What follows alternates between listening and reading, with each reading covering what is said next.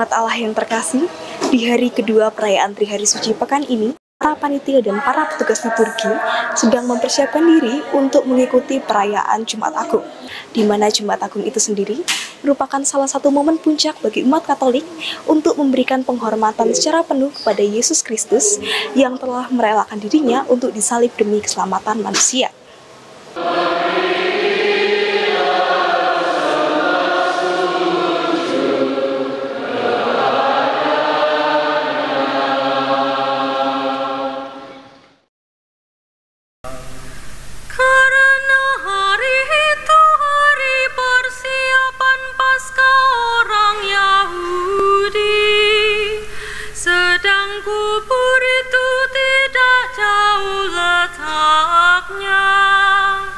Maka mereka meletakkan mayat Yesus ke situ.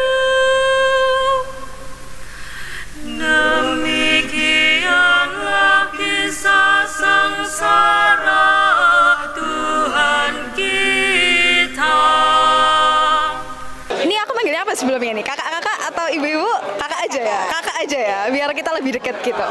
Jadi tadi itu waktu aku misa, aku tuh melihat di sesi-sesi itu kayak misalkan di Pasio itu ada diselipin beberapa lagu. Itu mungkin kira-kira bisa dijelasin kenapa sih di dalam Pasio itu diselipin beberapa lagu. Padahal biasanya di misa-misa sebelum-sebelumnya itu di dalam Pasio tidak ada lagu.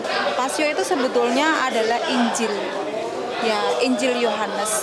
Jadi bukan sekedar nyanyian, tetapi di situ kisah sengsara yang syarat, yang mulia, yang agung, itu bagaimana mengungkapkannya melalui lagu-lagu Pasio itu. Maka di agama Katolik itu juga ada beberapa versi ya tentang Pasio. Jadi untuk kali ini, tahun ini menggunakan versi Damian Alma gitu.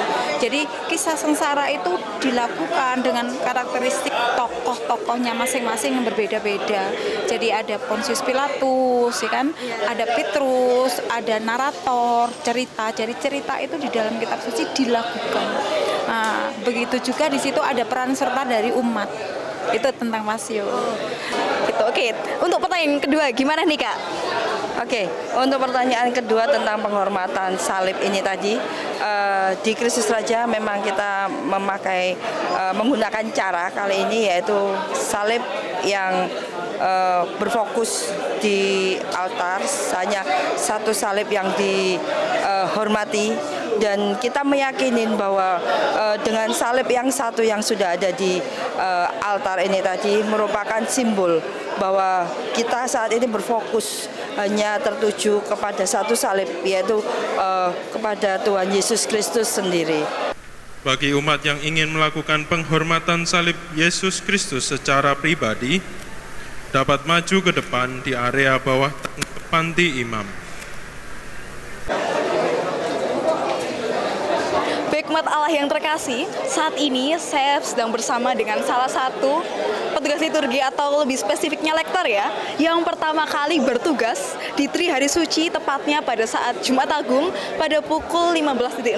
Betul ya Kak ya? Nah, kita langsung aja ya Kak. Ini kan Kakak pertama kali nih. Kira-kira apa sih makna yang mendalam sendiri, mungkin kesan tersendiri untuk Kakak ketika pertama kali tugas menjadi seorang lektor di hari yang besar ini ya Kak ya?